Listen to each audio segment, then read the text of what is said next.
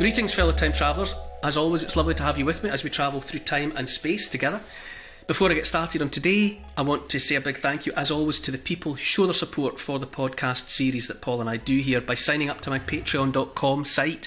It's that financial support that makes everything else possible. So if you're a member there, thank you. If you're not a member yet and you'd like to be and help to support the whole endeavour, go to patreon.com, look for me by name, you have to part with a bit of cash, and you become a member of the family. You get exclusive access to question and answer sessions, vodcasts and podcasts, and whatever else crosses my mind and Paul's mind that we get done during the course of a typical week.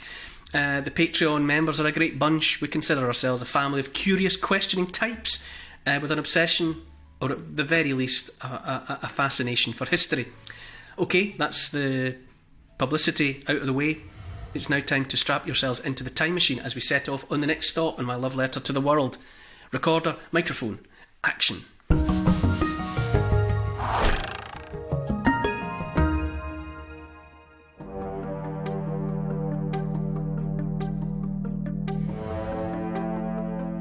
Dissent, discord and religious unrest is bubbling up across Europe.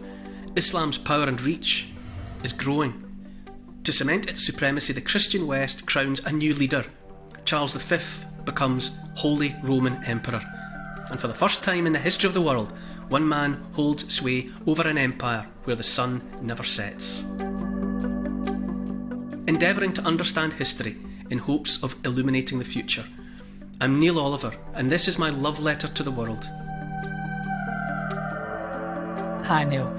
Last week we travelled to Germany in the year 1517 as Martin Luther was kick-starting the Protestant Reformation. Where are we this week? Hi Paul. Well, this week's episode is set in the same period, but we're now in Italy, in Bologna. We're also in Aachen in Germany. It's a couple of decades after that pebble dropped into the world pond by Martin Luther. The year is 1530, and the seismic shocks that Luther set in train are still rippling across Europe.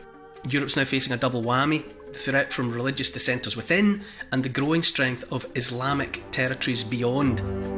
To help pull Europe together, the Pope and the powers that be want a strong, unifying leader at their helm, and the man chosen for the job is about to be crowned Charles V, Holy Roman Emperor. We're in Aachen, which is a German city, and it's connected with Charlemagne, Big Charlie, that we've already discussed. Today we're with another Holy Roman Emperor, a more recent one if you like, Charles V, Holy Roman Emperor. He is the first ruler anywhere who can be said to have ruled an empire upon which the sun never set. Obviously, famously, that was said about the British Empire, when we turned a quarter of the planet pink, in terms of the colour on the map. And obviously Queen Victoria ruled over an empire on which the sun never set, and all of that. But Charles V was the first who was, for one reason and another, which we'll get to, was in a position where effectively, you might say, his arms encircled the globe. It's quite extraordinary. A bit of background. Ever since that aforementioned Charlemagne, Big Charles, in 800 AD, there had been a holy emperor of the Romans in the West. Charlemagne was crowned as emperor, Holy Roman Emperor, by Pope Leo III in that year 800 AD. And from that time onwards, there was an emperor, a restated emperor with ambitions to be again what the Romans had been. The ceremony for Charles V happened on the 23rd of October 1520, and it took place inside the cathedral in Aachen. The ceremony was presided over not by the Pope, that would come, but on the 23rd of October 1520, 3 bishops were there to officiate and to see that the imperial crown was put on the head of Charles V. It was all spectacularly grand and significant. We've just had the coronation of King Charles III here in London. Well, this was all of that ritual and symbolism and more besides. He was seated upon Charlemagne's throne, the same throne that Charlemagne had occupied in his time. It was positioned beneath the very distinctive octagonal dome of the Palatine Chapel in Aachen, right close by the sarcophagus containing the bones of Charlemagne. So everything about it was saying that I am everything that Charlemagne was. I'm inviting you to imagine that I am his, heir and successor and all the rest of it. Charlemagne himself had organised the building of part of that cathedral, certainly the chapel in which he himself, featured. He'd ordered it in 796. He'd commissioned it 796 AD, and 2 years later, in 798, Alcuin of York, who was the same. That should be a familiar name for listeners to the love letter to the world. It's the same Alcuin of York who had famously lamented the desecration, the violation of the island of Lindisfarne by the Vikings in 793. Well, by 798, Alcuin could report to the world that the work on that building was almost complete, and so by 800 it was ready to roll. So that's the background. It was all about saying that everything that Charlemagne has been, we're still here, we're continuing in that grand tradition. By 1520, when Charles V was so crowned, it was only, let's say, half a lifetime since the fall of Constantinople in 1453, which we've also looked at. So less than a lifetime since the head of the emperor in the east had been severed by Muslim scimitars and paraded on a spike. So that's the empire and the emperor in the east that fell in that moment with the death of that emperor Constantine. This is a period that's loaded with moment and significance for Christendom.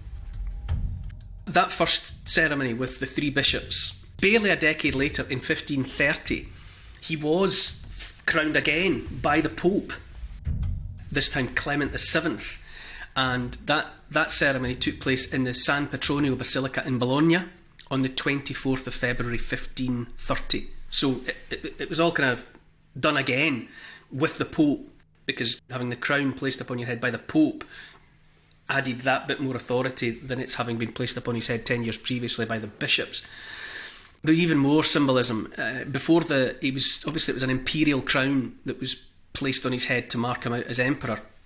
But before that went on his head, he was crowned with the Iron Crown of Lombardy, which is a different bit of kit.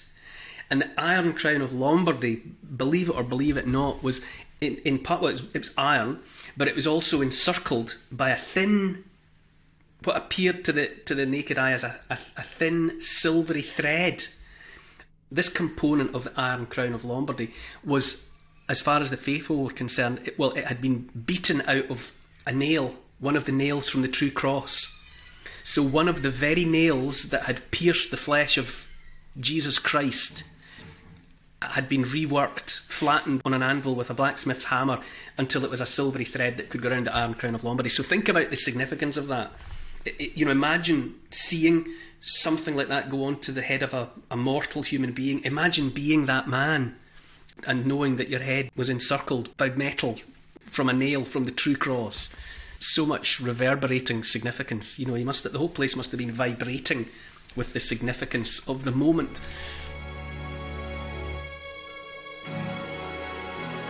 By being made emperor, crowned again by Clement, the Pope, it mattered in every way. By taking part, by agreeing to do that for Charles V, Clement was declaring the need of a peace accord to keep the Christian West together. It needed religion. The empire of the West would be kept together by religion, and this was all happening in this moment of this crowning in that place. And Clement was also saying quite obviously that Charles V was the man that was needed to perform that role, like the keystone of an arch, or the pin that was holding the whole structure together. Charles V was that man for Christendom.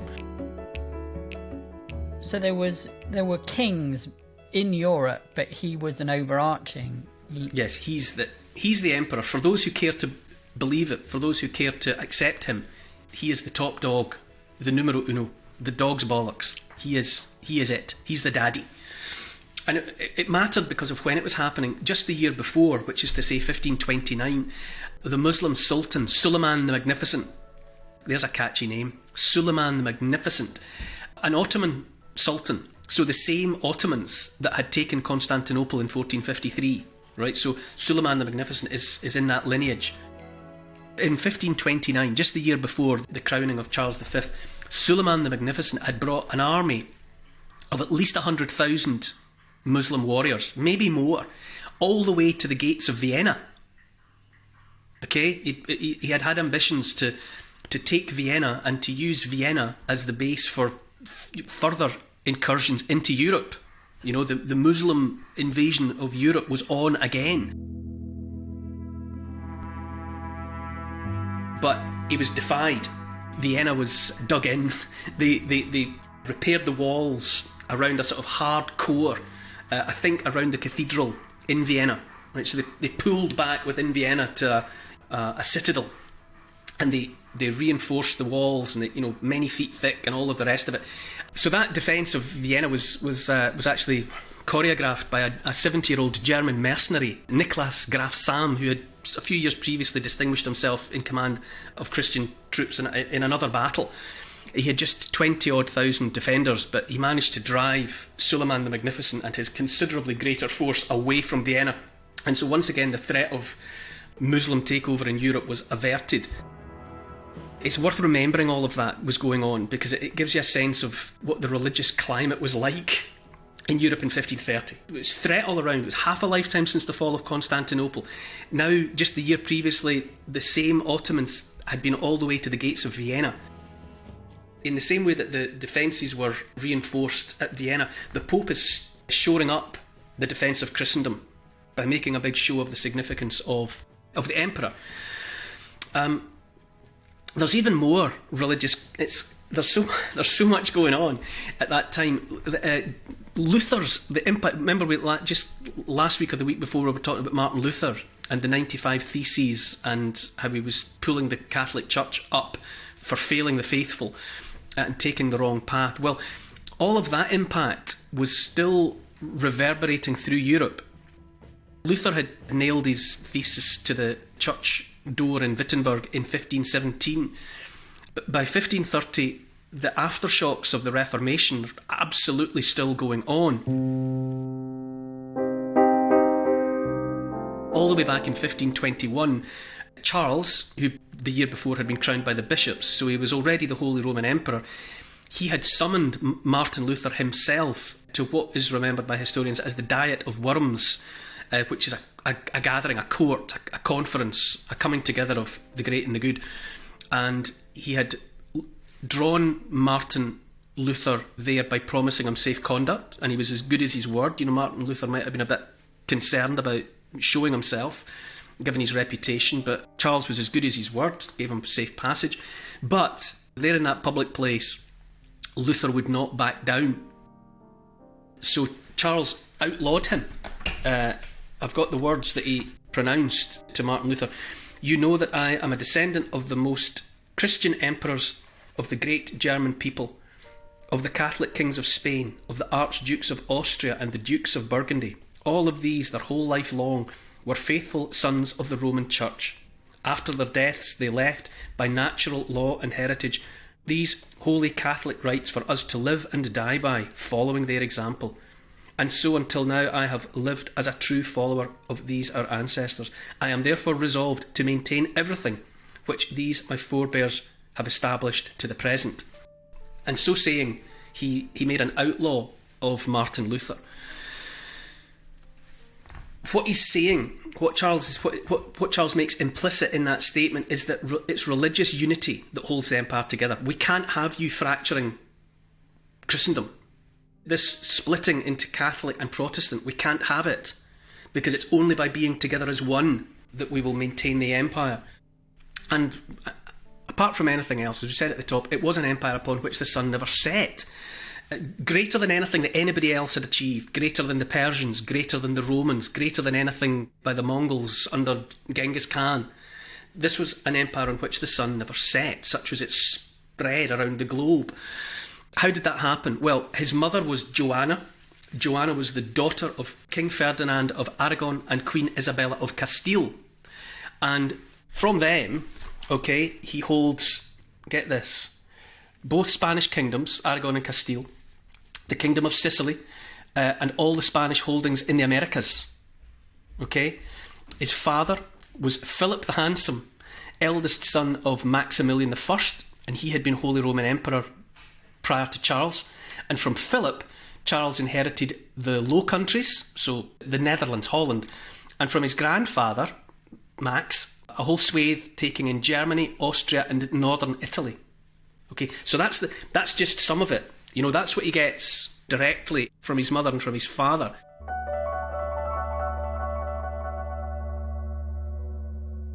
Charles was part of the Habsburg family. Now, the Habsburgs, that was one of the two great houses that between them dominated Europe from the 15th century onwards. The Habsburgs were German-Austrian in terms of their origin, and they were rivals to the French House of Valois. But the Habsburgs are one of the two big houses. And by Charles's time, by the 16th century, the Habsburgs were dominant.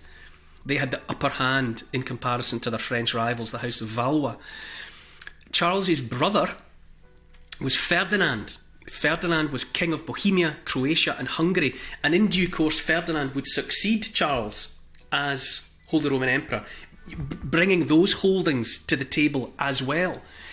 But listen to what Charles is anyway when he's emperor.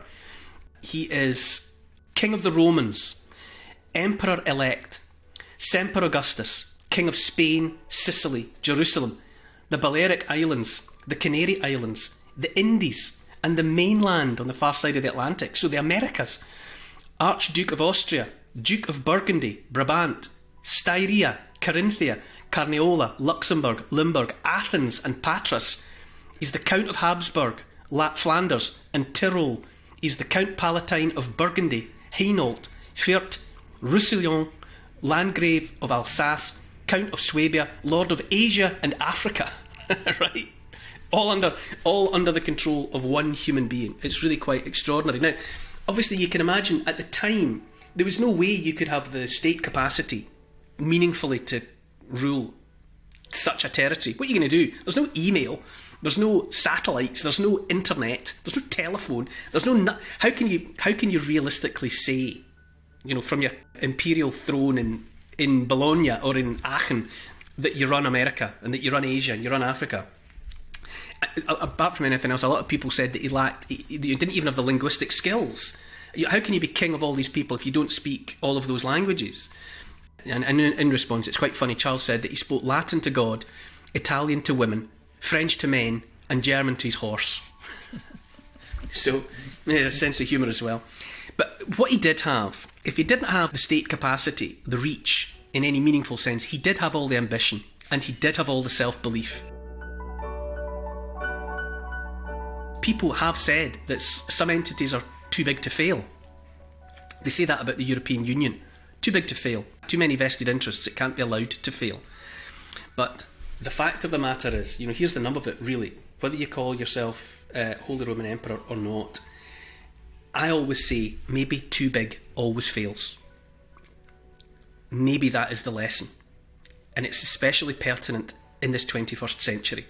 Because if you can be too big in the 16th century, perhaps you can be too big in the 21st century as well. So those forces that are out there machinating for centralised control, one world government, the lesson of history is that, as it has before, it will fail, because too big always fails. How did it fail? Well, the Holy Roman Empire is no more, is the point.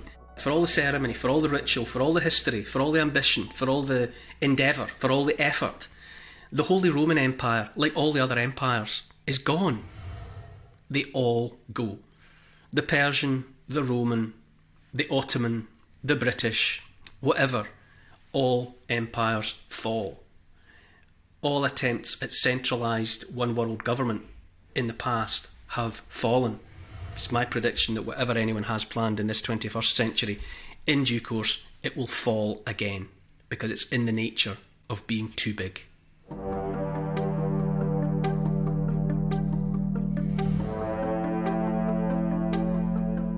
The Earth was round, that much was known and had been for centuries, but by the early 1400s no one had managed to travel all the way round it. The planet was still unconnected, mysterious. Learned Europeans of the time only knew a world of 3 continents, Africa, Asia and Europe, but the push for profit and the need for spice propelled exploration, and Magellan and Elcano set off to circumnavigate the planet. A deadly voyage. Only one of them would survive. Next time in my love letter to the world. To help support this podcast and to get access to new and exclusive history and comment vodcasts every week, sign up to my Neil Oliver Patreon site. I'd love to see you there. Check out the Instagram account called Neil Oliver Love Letter. My YouTube channel is simply called The Neil Oliver Channel, and to help build this podcast, please tell your friends about it, get them listening and write a review to convince the online crowd to join us. For further reading about these moments in time, you could try my book. It's called The Story of the World in 100 Moments, and it's published by Transworld. Neil Oliver's Love Letter to the World is produced by Paul Ratcliffe and Neil Oliver for Catnip Inc. Music is composed by Milo McKinnon. Social media and YouTube producer is Oscar, CFR. Additional research is by Evie, Lucian, Archie and Teddy. Finance is by Catherine and Trudy. Post-production is by Althorpe Studios, and the graphics are by Paul Plowman. Thanks for listening. This has been a Catnip Inc. Podcasts production.